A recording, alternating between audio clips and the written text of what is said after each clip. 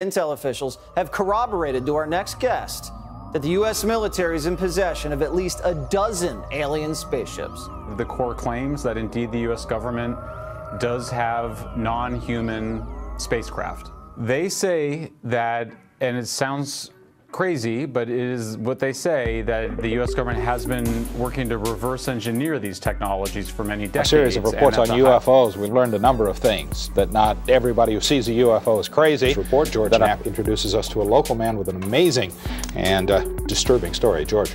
Gary and Mary Ruth, we've been working on this story for a long time, and we'll tell you... Area 51, that mysterious corner of the Nevada test site, is no longer much of a secret. Well, there's several, actually 9 flying saucers, flying discs, that are out there of extraterrestrial origin. Dennis has remained anonymous until now. His real name is Robert Lazar, a young scientist with eclectic interests. He called right after and he said, "Do you have any idea what we're going to do to you now?" And I said, "Well, no." And he hung up the phone. Lazar's story... passenger plane from Las Vegas to Area 51. There's this facility that is at S4. It's in the side of a mountain, the flying saucer that I worked on.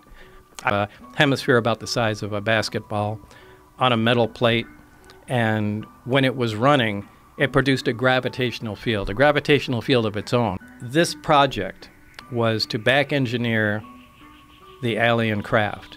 Specifically, it was to try and back engineer and see if we can duplicate the technology with available materials. These are retrieving non-human origin technical vehicles, call it spacecraft if you will, non-human, exotic origin vehicles that have either landed or crashed. We have spacecraft from another species. We do, yeah. How many? Quite a number. You're kidding. No. When you recover something that's either landed or crashed, sometimes you encounter dead pilots. And believe it or not, as fantastical as that sounds, it's true.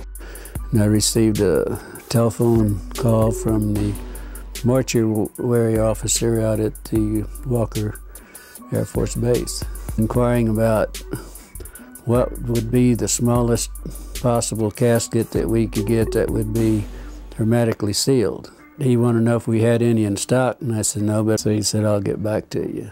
That was the first contact that I had with the base.